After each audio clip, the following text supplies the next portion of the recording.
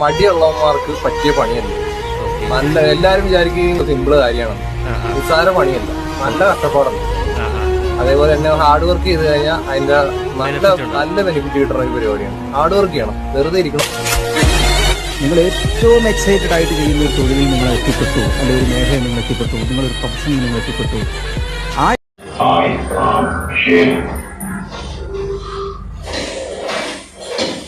Okay, pick up the gun. And a bundle of gun! Shoot it!